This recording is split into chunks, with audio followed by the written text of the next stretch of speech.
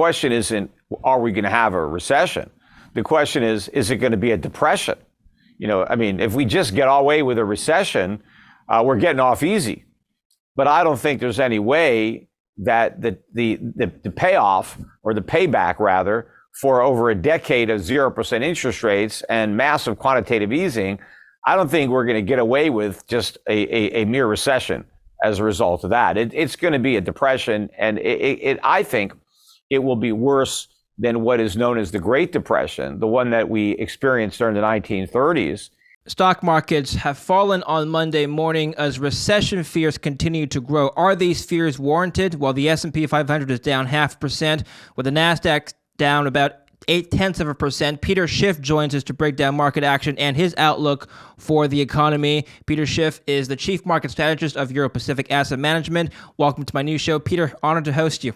Well, I'm glad to be here, David, and congratulations and good luck with the new format. Thank you very much. One of the more famously correct calls you've made in your career is prior to 2008, you were warning that 2008 would happen and that the banking crisis would unfold the way it did, more or less, and you were correct then. Let's see what's happening today. I'm just going to quote a report from Morgan Stanley that's been making the rounds on the news.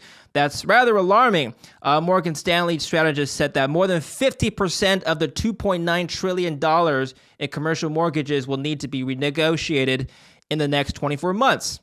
And they said that peak to trough CRE commercial real estate prices may decline as much as 40%, which is worse than in the great financial crisis. So let's break this down, Peter. Let's assume they're right.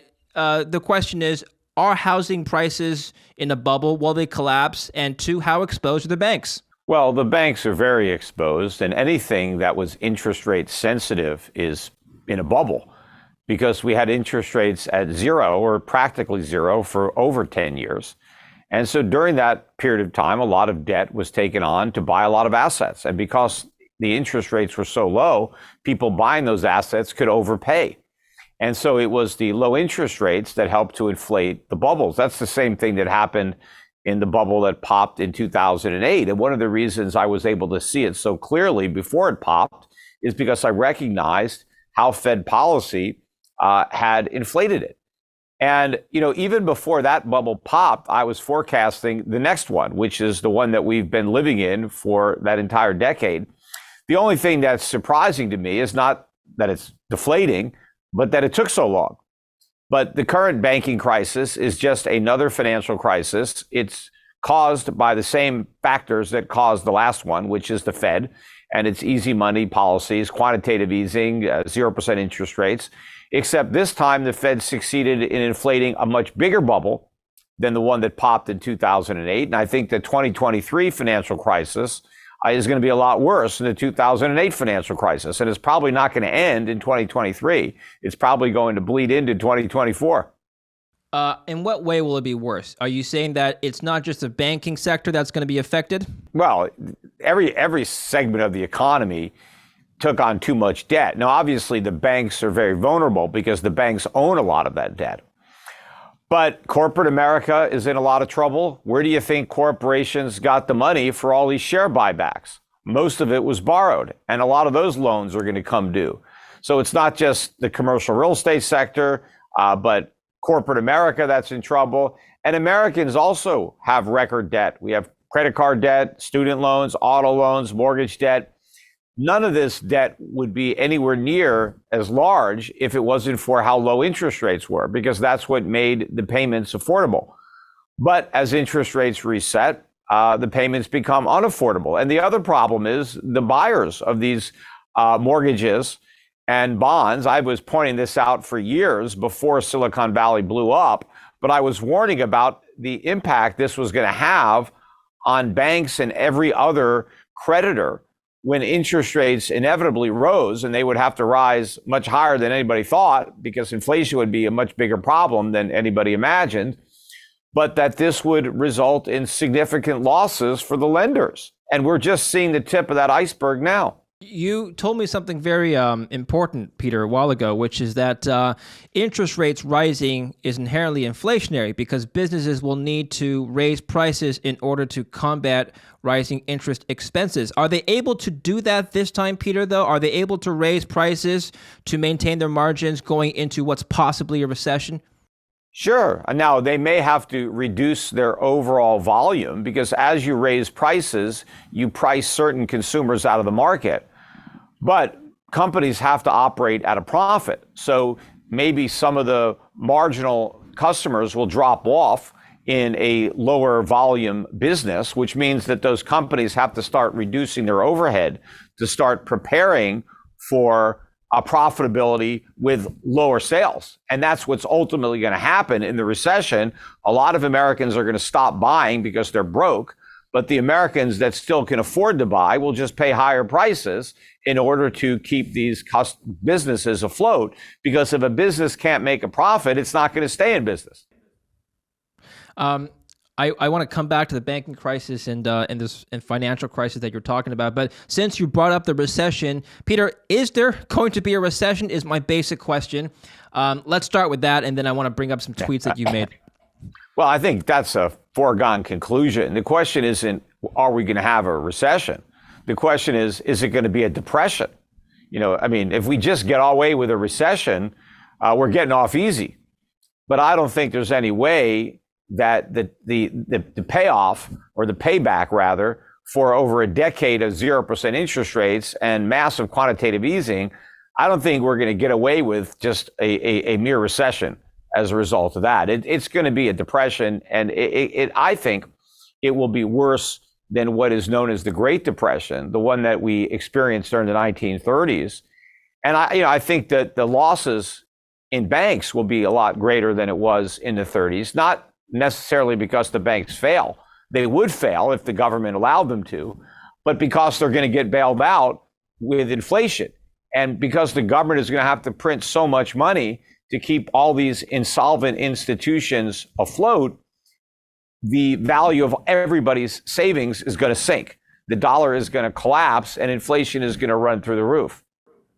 Okay, I want to talk about the labor market first because that is one series of data that's been confusing to some people, including myself. You tweeted about this recently. You said the only reason the March jobs numbers wasn't well below estimates was that government hired a lot more workers than expected. When the private sector creates jobs, businesses absorb the cost. I think you may be referring to the unemployment rate, Peter, that came out last week. Unemployment went down, not up, to 3.5% from 3.6%. Interestingly, the labor force participation rate continues to go up. So on paper, the labor market is improving, not deteriorating. Can you shed some light as to what's going on? Well, the point I made with the observation in that tweet was that but for the big jump in government jobs, the jobs number would have disappointed because we created, I think, close to 50,000 government jobs. The private sector jobs were well below what had been anticipated.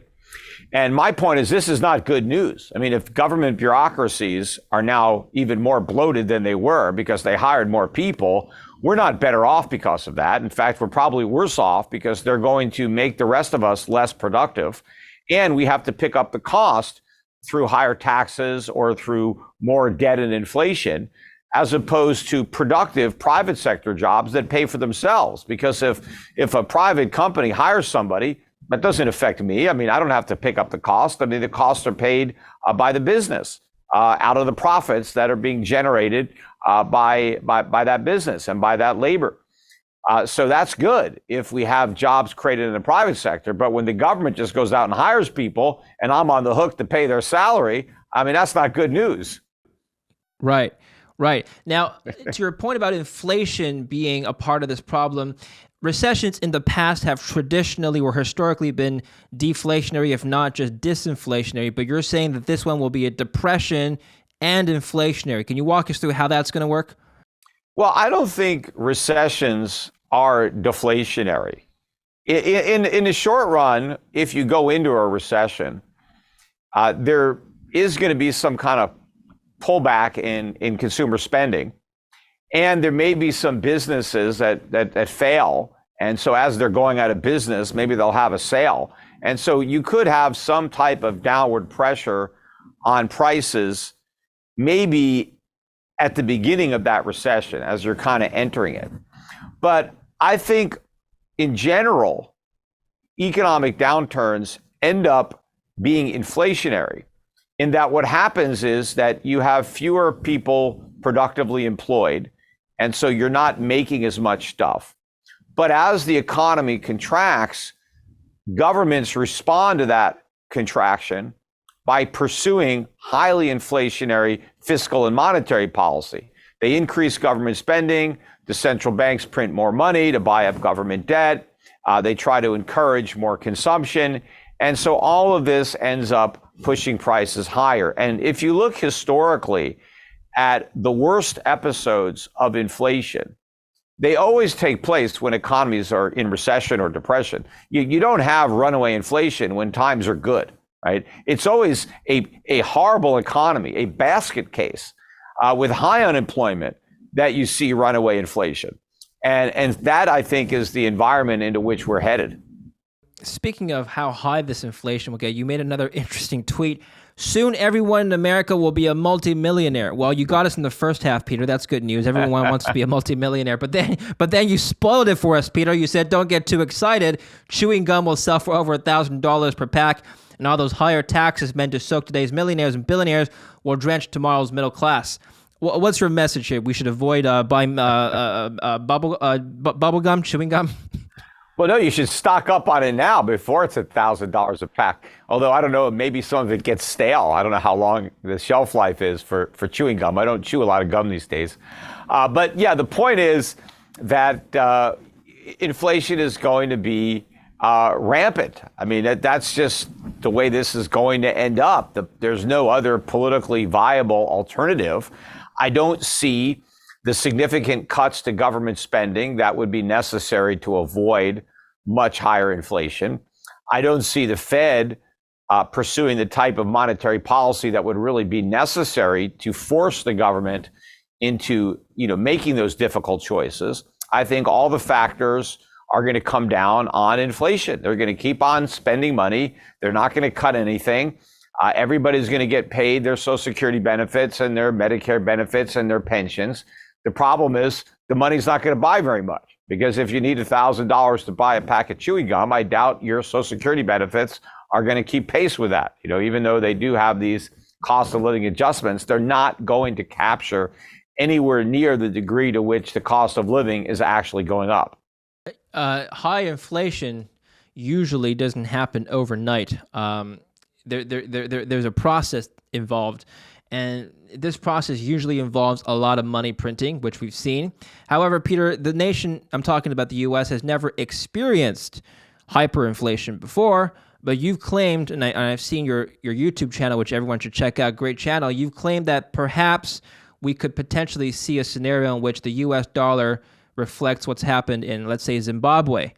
Walk us through your logic here and the process of getting there. And it doesn't have to get as bad as Zimbabwe, right? That's a worst case scenario. I mean, maybe It'll just be like Argentina, which is pretty bad. That's pretty bad, right? too, But not quite as bad as Zimbabwe, or Weimar Republic Germany. I mean, you have these examples of severe hyperinflation.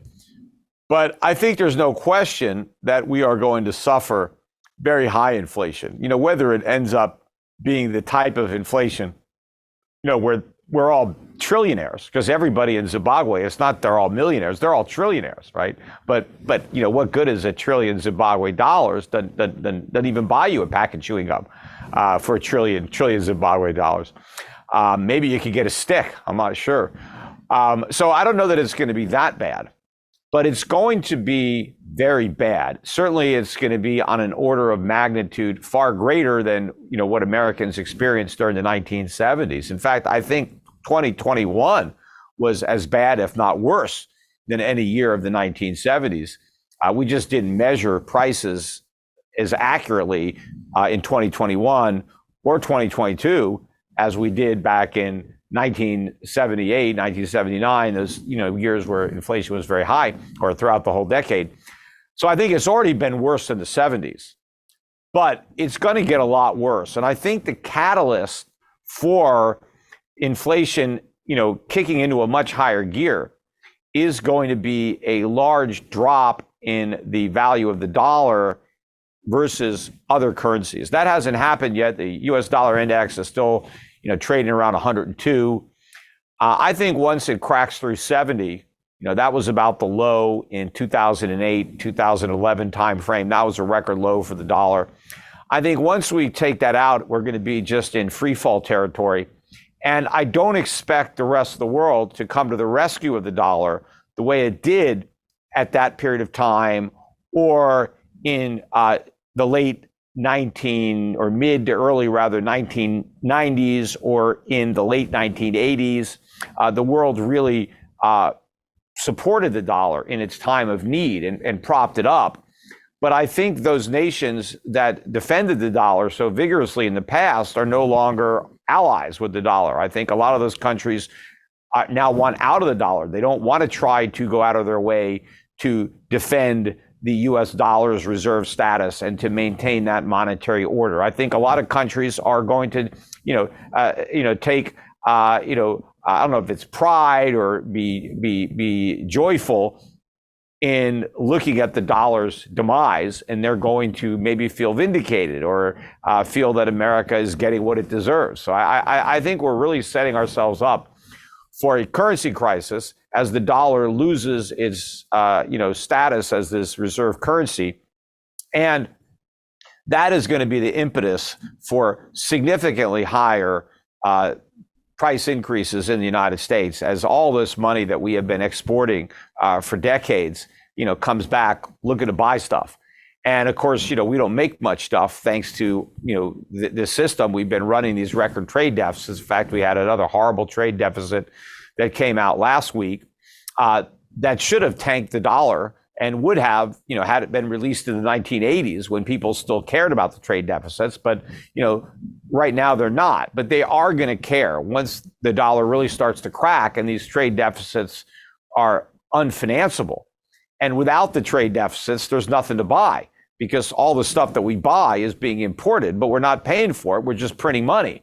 But when the world doesn't want the money we print anymore, then we're not going to have any ability to get the stuff they produce. And so the supply of goods is going to crash, just as the supply of dollars is going to explode. It's going to be worse than what happened with the COVID lockdowns. You're going to see a bigger supply and demand imbalance when the dollar crashes than when we just had, COVID. Because during COVID, we could still, import. Even though other countries were still locking down, we still had access to a lot of imports. The dollar went up, and so we were able to continue to consume, even though we didn't produce. But that's going to change dramatically, I think, during this dollar collapse. This morning, the dollar's up, because somebody at the Bank of Japan, even though they've got 4% inflation officially, which is the highest in 40 years, they're not doing anything about it. In fact, they're bragging about it. They're saying this is great. We dodged a bullet of deflation, so we're happy that we have some inflation now, and so there's no reason to raise interest rates. They're still negative. We don't have to stop printing money and buying Japanese government bonds. They've got the 10-year JGB pegged at about 0.5%. It was pegged at 25 basis points for a while. That they couldn't defend that anymore. So now they're at 50, but you can't defend that either. If inflation is 4%, what idiot is going to loan money for 10 years at 0.5%? But the Japanese have, backed themselves into a corner where they can't fight inflation, so they might as well welcome it and pretend that it's a good thing. But the question is, when are the Japanese people going to revolt about having too much of a good thing? Because inflation is going to keep getting worse in Japan, just like it's getting worse in Europe and the United States. And the reason that inflation is a problem all around the world is because politicians and central bankers made the same mistake in Europe and Japan that they made here. I mean, that's why it's a global problem. It's not that it absolves these politicians. If you hear Biden talk, he'll say, well, there's inflation in Japan, there's inflation in Europe, so it's not my fault how we have inflation in America. Right? No, it is his fault, and it's the Fed's fault, because the politicians all over the world made the exact same mistakes, and now they're all suffering the same consequence. Just a quick note on the dollar collapsing. If the U.S. hyperinflates, Peter, wouldn't it be logical to assume that other countries also hyperinflate, and so vis-a-vis other currencies, the dollar would be relatively stronger still? No, because I think the reason that we would have that type of inflation would be because of the dollar's decline relative to these other currencies. So that's my forecast, because the dollar has been artificially propped up based on its reserve status.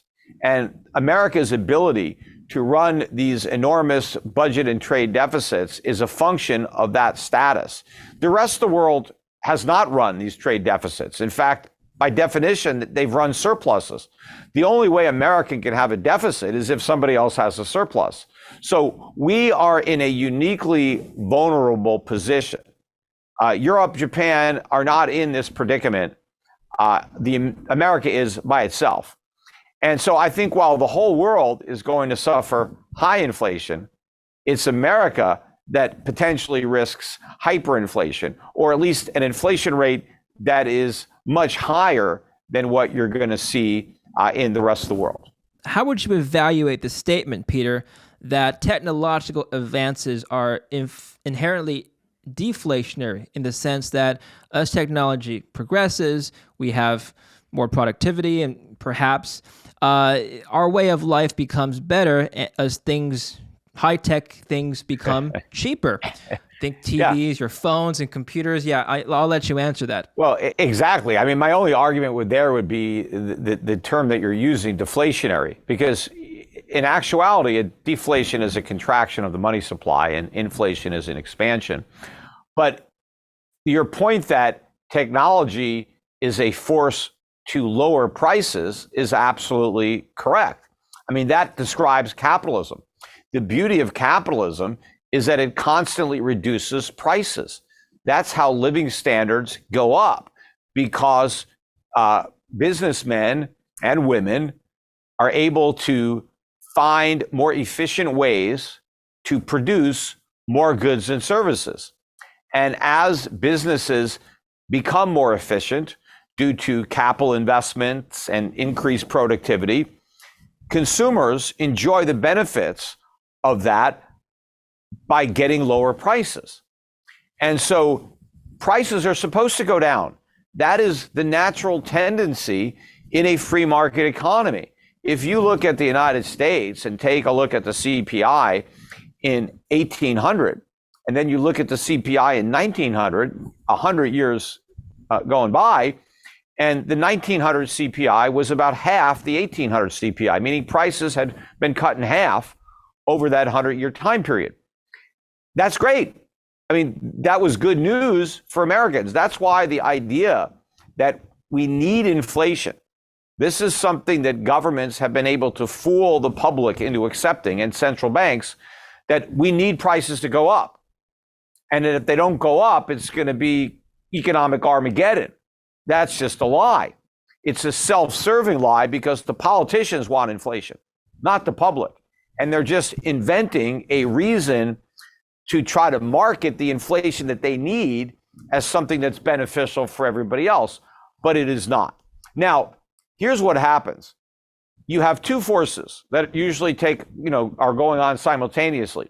You have the free market, which is lowering prices, and you have the government creating inflation by printing money, which is raising prices.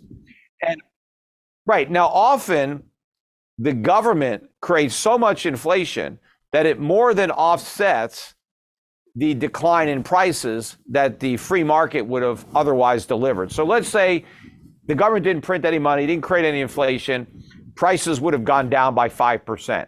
Instead, they create 10% inflation, or let's say 7% inflation, and prices go up 2%. And they say, hey, this is great. We hit our 2% target, right? We got 2% inflation. Well, it's really 7%, because we were robbed of the benefit of being able to buy stuff for 5% less. Instead, we have to pay 2% more. And so the difference is 7%. Now, it's possible if we undergo such a massive increase in productivity, let's say that we became so productive, maybe this, artificial intelligence will be something akin to an industrial revolution, and maybe it'll make us so much more productive that prices should have fallen by 10%. right? Now, if instead they go up by 2% again, it's 12% inflation. But if prices end up going down by 2% because the government only created 6% inflation, and the free market reduced prices by 10% or 8% inflation rather, and prices dropped by 2%, that wouldn't be a disaster. Oh my God, we need more inflation because prices went down. They would have gone down by a lot more had the government not created inflation. But all of that would have been a positive for everybody. I mean, the government tries to pretend that prices going down are a bad thing. But we all know that they're a good thing. Everybody wants prices to go down. Everybody is happy when they could buy something for less money. We're upset when we have to pay more, and nobody wants higher food prices. Everybody wants lower food prices. Nobody wants higher energy prices. We all want lower energy. We're not happy if college tuition goes up. We would just assume it go down or at least stay the same. But certainly we would like to see it go down. I mean, everybody would like to see their cost of living go down, except the government. The government is convinced that we all want the cost of living to go up. But, of course, they never explain it in those terms, but that's basically what they're advocating for when they say we need inflation. We don't. We need free market capitalism, and that lowers prices, which results in rising living standards. Well, yeah, let's talk about living standards for just a minute here. Now, are the real costs of living going to go up? I mean, I wouldn't care if the bubblegum pack, the pack of bubblegum that you were talking about is $1,000 if my wage is $1,000 a minute. Is that going to happen? Well, obviously, wages are going to go up along with prices. The problem is they rarely go up as much. And so in a highly inflationary economy, which is also a very inefficient economy, it's very rare that the price of labor would keep up with the price of a lot of other goods and services. And so even though you're going to get a raise, in real terms, you're going to get a pay cut. But of course, a lot of people are living off of fixed incomes. They don't still work. They've retired, and their retirement income becomes eviscerated. They have no chance really of recapturing that, as well as savings. I mean, people have savings. They have cash value in an annuity or in an insurance policy, and that gets completely wiped out from the high inflation. So there are some huge losers in inflation. Now, of course, there are winners. The winners are the debtors because their debt gets wiped out. And of course, the biggest debtor of them all is the U.S. government. So the U.S. government has the most to gain by inflation, which is why it has the most incentive to create it, which it does, but then it lies about it so that it doesn't have to get the blame. Well, let's close off on your outlook on asset classes and investment implications then. We're living in an interesting time because for the first time since, I think, 2009, we're living in an environment where we no longer have zero interest rates. Do you think now is a good time to be rotating into fixed income and high yield because of that? Well, I think most fixed income in the U.S. is still fixed at a rate that's much too low, below the rate of inflation. So I don't look at that as attractive. But I do agree, and I've been advocating for many, many years, that investors look for investments that generate income. I just don't like the income in the United States. I don't like the income to be denominated in U.S. dollars. And I don't like it to be fixed because I know that in an inflationary time period, you need income that can go up. You don't want your income to be fixed when your cost of living is not. So I've been advocating investing in companies around the world that have good earnings today, not companies that may have earnings in the future under certain circumstances. I want companies that have a long history of profits and that are likely to continue generating those profits and paying those dividends to me and my clients as shareholders. But I also want companies that are selling goods or providing services that their consumers need and will pay for. And if the prices go up, they'll keep buying. I mean, they may lose a few customers who can't afford it or have to cut back, but they're going to continue to be viable. I don't want to invest in businesses that depend on discretionary income, where yes, customers will buy, assuming they have enough money left over after they buy all the things that they need. Maybe they'll buy these other products. Well, maybe they won't because they can't afford them, right? And so I don't want to invest in companies that are selling the consumer, what they want if they can afford it.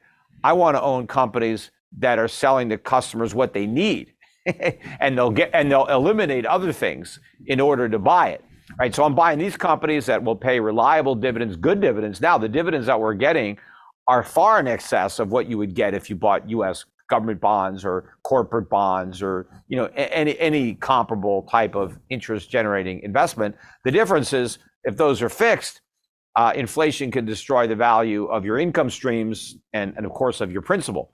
Whereas in my international stocks, I think my stock prices will rise more than the cost of living, and I think the dividends will increase in line or faster than the increase in the cost of living. So I think people will be able to maintain their relative standard of living by incorporating my investment strategy of dividend paying non-U.S. companies, and also companies that have an exposure to natural resources, companies that will benefit from inflation in that it makes the value of the resources that they own and that they're selling higher. And so that would translate into gains for the shareholder.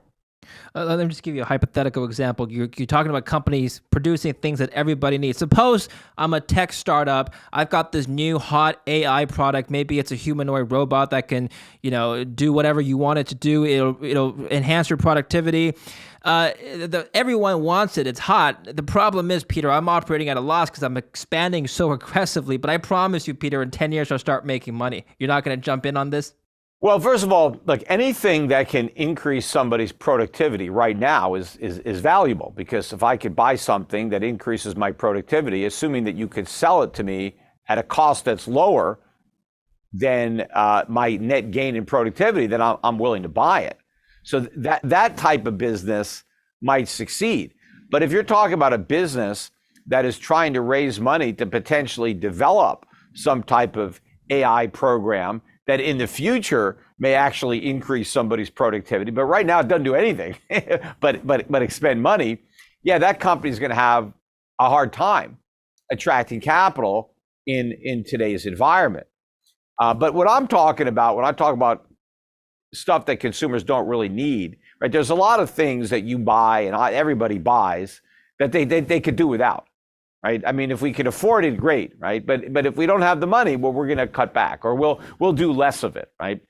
Those are the vulnerable businesses. And a lot of those businesses too, trade at 30, 40, 50 times earnings, or some of them don't even have any earnings. So the valuations are up in the stratosphere. So there's a long way for those stocks to come down.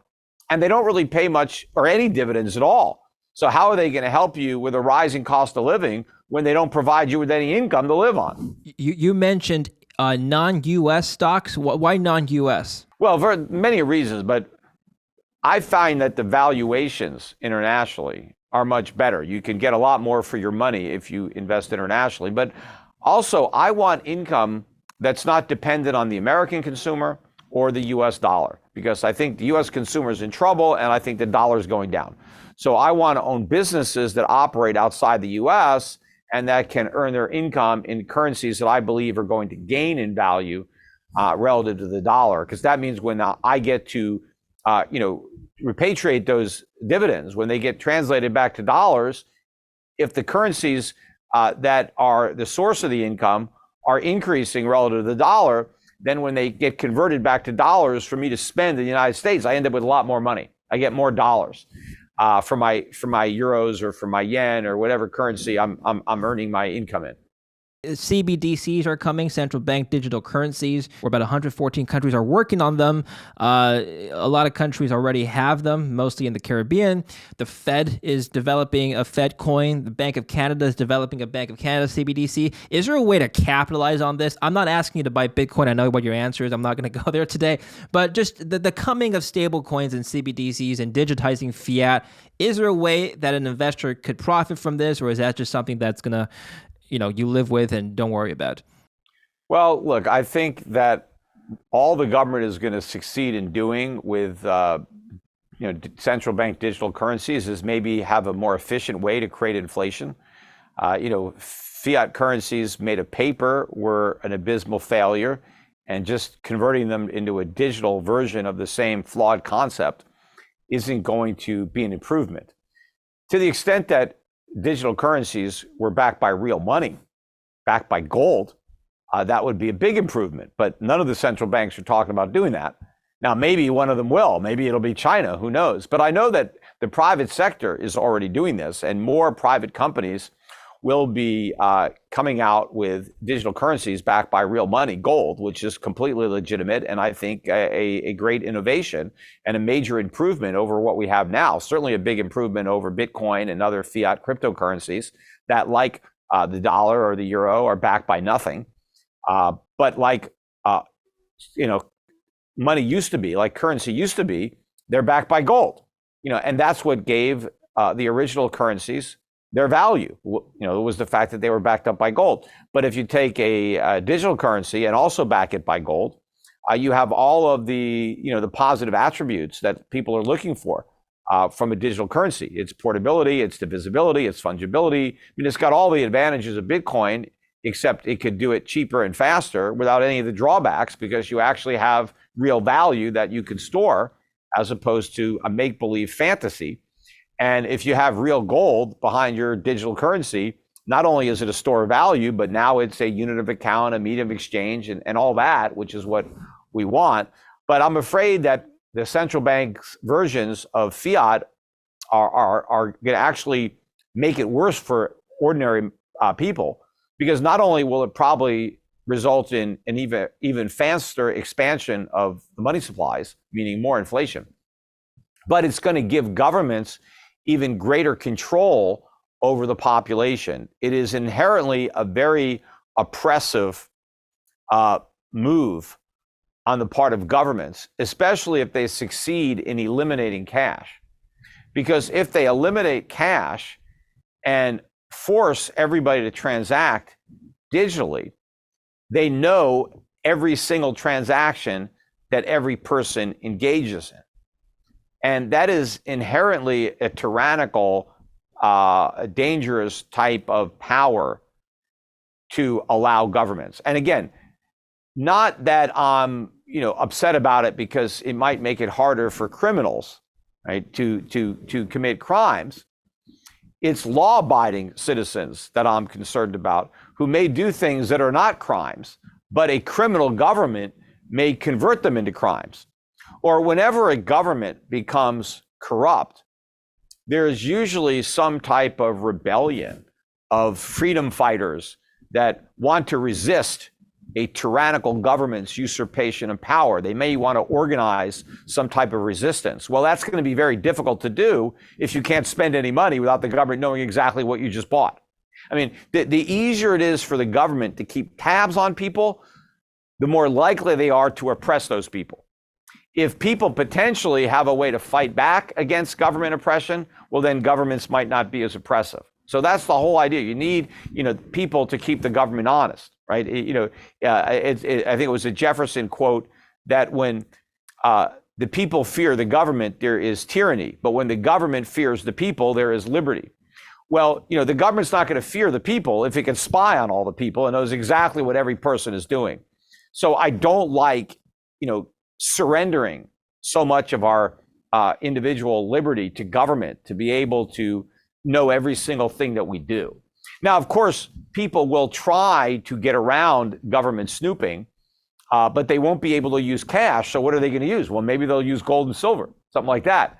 They have to find some way to get out from under the prying eye of government, especially to the extent that the government's become very oppressive, which is one of the reasons I tell people to buy your silver now, especially 1 ounce coins, junk silver, in case you do need to use your silver as a medium of exchange. And one reason you may want to do that, let's say we have runaway inflation and the government imposes price controls, which they may do.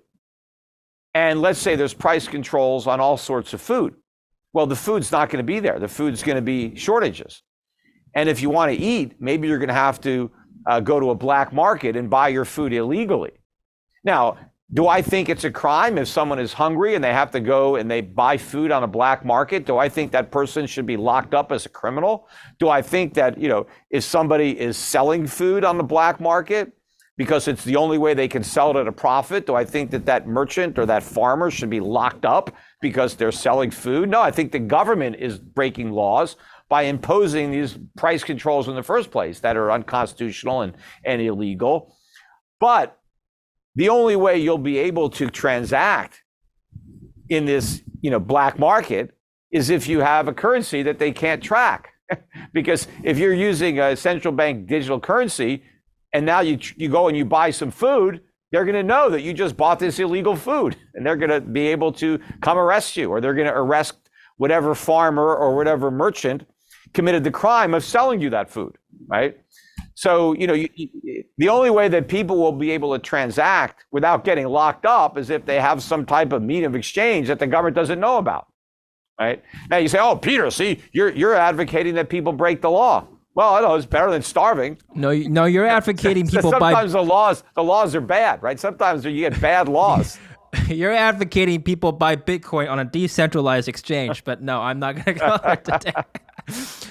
Final point, you brought up gold, and I'll let you go. Gold, stocks, you think gold will beat stocks this year? Well, I think gold will beat... Well, during this depression, maybe not necessarily this year, but during this depression. I think gold will beat the S&P. I think it will beat the NASDAQ by even more.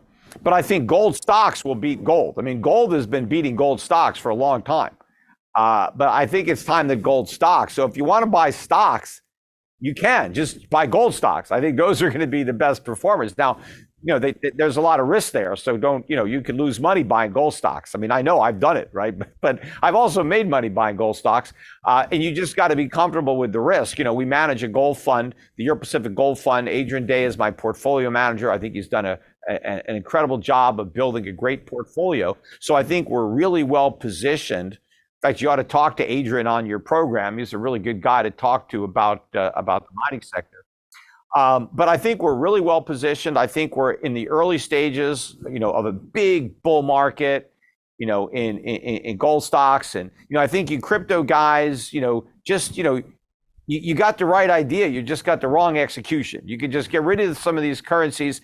And if you want to, go to the moon, you can do it with some of these gold stocks. You're not going to do it with Bitcoin or these other cryptos. You're going to go in the other direction. But if you want a big possible, home run, that's the way to do it. You want to bet on inflation and the demise of the dollar. I think the best way to do it now is with these gold and silver mining stocks. So you can buy my fund, Euro Pacific Gold Fund, anywhere, any of these discount brokers, you can buy it.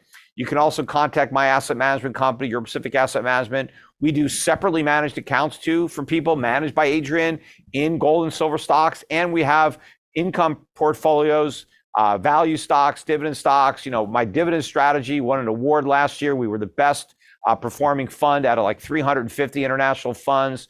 Morningstar, Lipper, U.S. News and World Report, a lot of endorsements of my dividend strategy and my mutual fund from last year. I think this is going to continue, and I think the absolute performance is going to improve as the dollar really starts to fall and we start to see a much bigger rise in the price of gold. Interesting. Oh, yeah, we got to get Adrian on to talk about gold stocks and mining. But excellent show, Peter. Thank you very much for your time today. Where can people learn more about your work? You've got an excellent YouTube channel, which I'll put the link in the description down below. Where else? Yeah, well, my YouTube channel, Schiff Report, I think it's called, or the Peter Schiff Show. Yeah. My podcast is on schiffradio.com. I started doing them live again just recently when this new financial crisis started. That nobody wants to call it a financial crisis but me, but that's what it is. But ever since the beginning, I went back to the live format. So I'm doing my podcast, usually a couple a week, sometimes more. But you can listen to them, watch them on YouTube, on schiffradio.com, on any of the platforms that have podcasts. So you can follow me on social media. I am on YouTube. I'm also on Facebook, Instagram, TikTok. Twitter is probably my most prolific platform. I tweet on there a lot. I am honing in on 1 million Twitter subscribers now, almost at 950,000. So I'm going to crack that million mark at some point this year. So if you're not following me on Twitter, start following me and get your didn't know- friends to follow me. I didn't know you have a TikTok. Do you dance in your TikTok account? Like, what is it? No, you know, I'm not a teenage girl, so I don't do any of that. But it's this. I do the same stuff, but you know, there is more videos on there. But I'm trying to educate the young Sure. people on TikTok about economics. Hopefully, the U.S. government doesn't succeed in banning TikTok, so that people can continue to make the free choice of using TikTok. I mean, pretty much everybody who uses it probably knows that the Chinese own it by now, and if they want to use it, you know, they can go on using it. You know, it's none of these laws are about hurting the Chinese. They're all about hurting Americans, right? All these laws that they pass to limit the ability of Americans to use products or to buy and sell from other people, including the Chinese, they don't hurt the Chinese. They hurt Americans. It limits the choices and the freedoms that Americans have, and Americans should oppose that. Well, a topic for another time, Peter. But excellent points today. Thank you. We'll put those links in the description, your fund links and your social links. Thank you, Peter, for coming on my show, and best of luck to you. We'll speak again soon. Oh, thank you, and best of luck again with the David Lynn report. Hopefully, it's a big success. Thank you, and thank you for watching. Stay tuned. Don't forget to subscribe.